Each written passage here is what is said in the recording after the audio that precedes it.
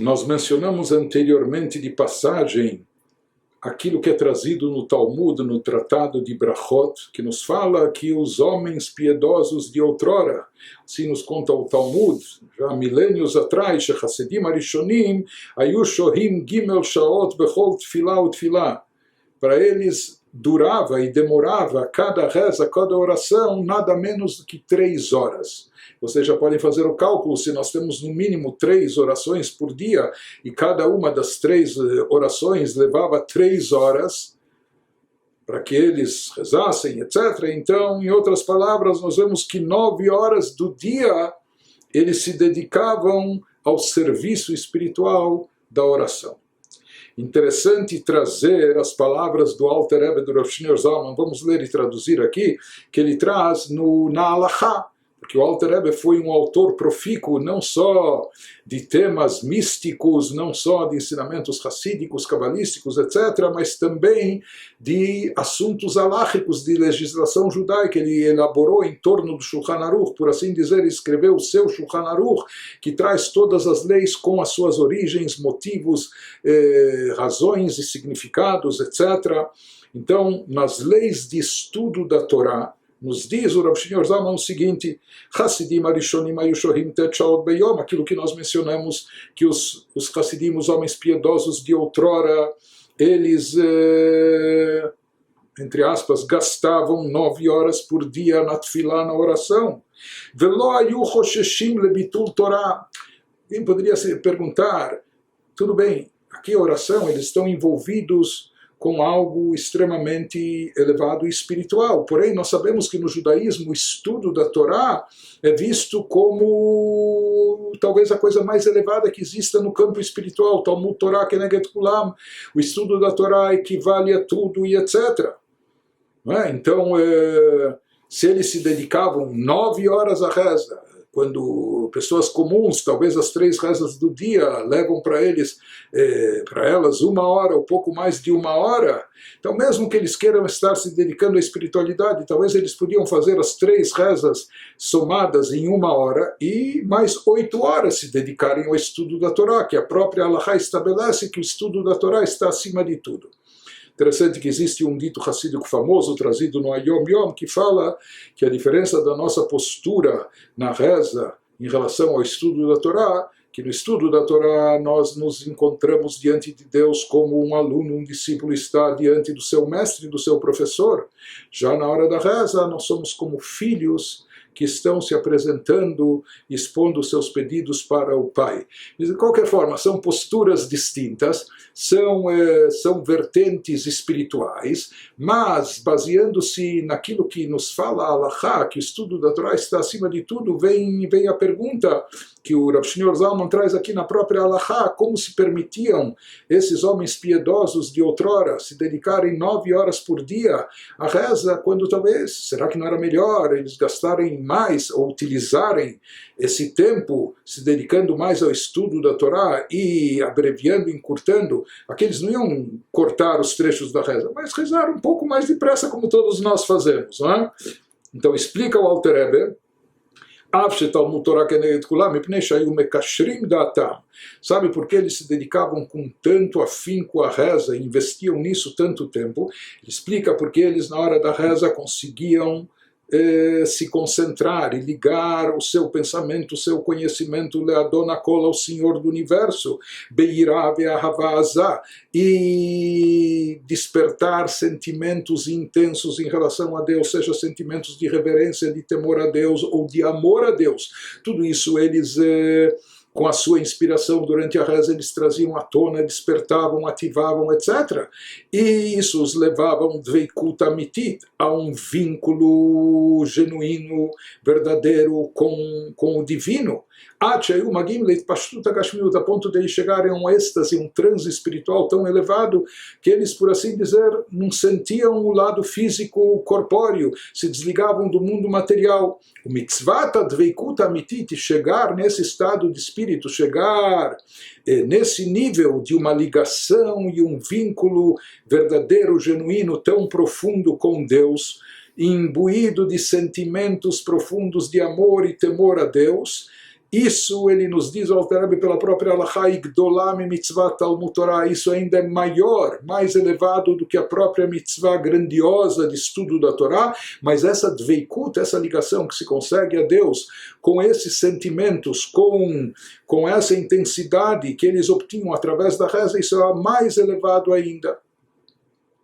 Daqui nós vemos que a questão da kavaná, da intenção da pessoa durante a reza, não é apenas um detalhe, sabe o que? Não vamos rezar apenas da boca para fora, vamos nos concentrar naquilo que estamos falando, etc. Mas na realidade nós vemos que a kavaná, a intenção, que envolve também a devoção, a concentração, que vai levar a essa ligação e esse vínculo, e a pessoa sentir, despertar os sentimentos, a inspiração, e despertar essa unificação com Deus. Isso é aquilo que é chamado de dveikut, mitzvat adveikut. A mitzvah, dveikut é ligar-se a Deus. Hoje no hebraico moderno, popular, devek significa cola, do verbo dveikut, dveikut significa se ligar-se. E na Torá nós encontramos o ledov kabo, que existe uma mitzvah de se ligar a Deus. Não é? E como é feita essa ligação, nós seres humanos mortais, de carne e osso e etc., como nós nos ligamos ao Deus infinito e todo-poderoso, ilimitado. O que se consegue aqui não é através do estudo, mais do que através das mitzvot, na hora, através da tefilá, quando a pessoa se ergue espiritualmente de tal forma, ergue o seu espírito, desperta os sentimentos, desperta a inspiração, faz aflorar os sentimentos mais dignos e nobres, então isso leva a pessoa a dveikut, essa ligação com Deus, isso é o objetivo maior de tudo, e nisso se reflete, se expressa a essência da reza. Esse é o objetivo maior da tefilá, da oração, conforme explicado na Hassidut. E na realidade, nós entendemos isso até daquilo que trouxemos anteriormente. Como pode ser que essas pessoas que o Talmud descreve como homens extremamente espirituais e piedosos, como pode ser que eles investiriam 9 horas por dia na reza, por assim dizer, desperdiçando tempo importante que poderia ser utilizado em espiritualidade no campo do estudo da Torá, do conhecimento da Torá, que é a mitzvah maior que temos no judaísmo, etc. Quer dizer, como eles poderiam se permitir a isso? Então, se a reza fosse apenas expor os nossos pedidos e dissertar sobre as nossas solicitações para Deus, não tem sentido, é algo parece que até meio egocêntrico ou narcisista, a pessoa passar tantas horas falando apenas do que ela quer, do que ela precisa, do que ela necessita, etc. Então, isso não só que não se justifica, parece contradizer todo o objetivo de elevação espiritual. Então, aqui nós só podemos entender esse trecho talmúdico que nos é trazido, que haviam aqueles grandes piedosos espirituais que dedicavam 9 horas do seu dia para a reza, quando entendemos qual é a essência da reza. Eles conseguiam estar num nível de concentração, de vínculo, ligação profunda com Deus, de vivenciar sentimentos elevados de amor e temor, chegar a esse nível de dveikut, de ligação, de conexão e vínculo profundo com a divindade através dessas horas que investiam na reza. Por isso justifica todo esse esforço, toda essa energia e todo o tempo que não é gasto, mas que é investido nessa mitzvah tão importante. E o mesmo também nos associa também essa mesma ideia a uma outra passagem no Talmud. Se encontra que o sábio Rava, ele observou um outro sábio contemporâneo seu, Rava Menune, que ele se prolongava demais na reza, a sua reza era comprida, ele se demorava muito na reza, e ele se surpreendeu e não escondeu a sua surpresa, e ele exclamou: Keitzad mevatel milimud Torá, como ele, rezando durante tanto tempo, ele está desperdiçando, entre aspas, o seu tempo que poderia estar sendo investido no estudo da Torá. Então, como pode ser que ele abandona, ele deixa de lado Chayei Olam, a vida eterna, para se dedicar a tefilá, a reza, a oração, que é chamada de Chayei Sha'ah, a vida temporária, provisória. Ou seja, se a reza consiste apenas ou principalmente nos pedidos particulares individuais da pessoa.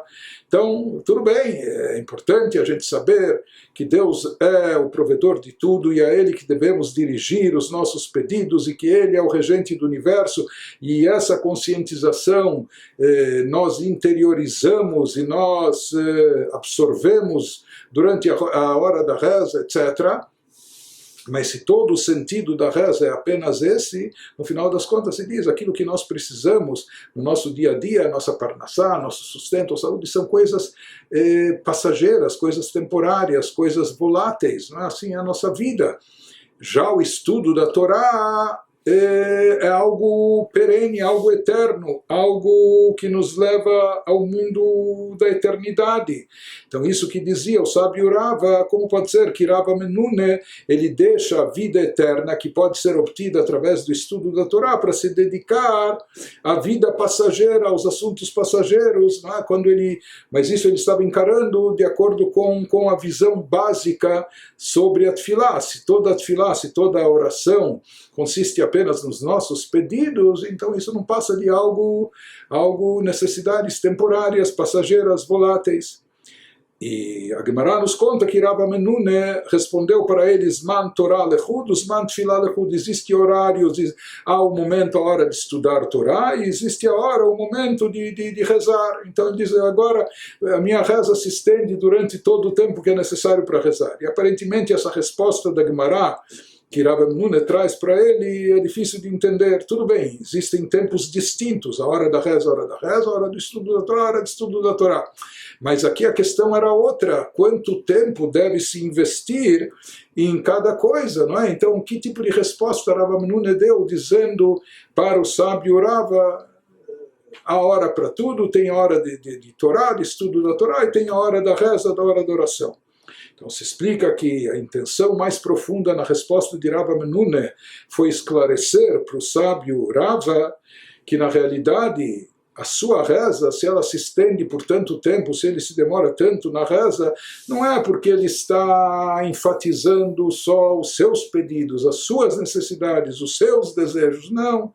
O que ele quis enfatizar para ele é que por trás da reza, aquilo que nós estamos dizendo, que por trás da reza existe um aspecto mais profundo e mais elevado, e que por trás desse aspecto, que ele representa a essência da reza, então não só que é justificável que a gente se estenda e se prolongue nas orações, mais do que isso, às vezes se faz até necessário ou até obrigatório. Por isso, o tempo que nós consagramos e dedicamos para a reza, isso que ele falou, existe o tempo do estudo da Torá. O estudo da Torá é algo importantíssimo, é uma experiência espiritual única de elevação da alma, do espírito, de obter energia espiritual e etc.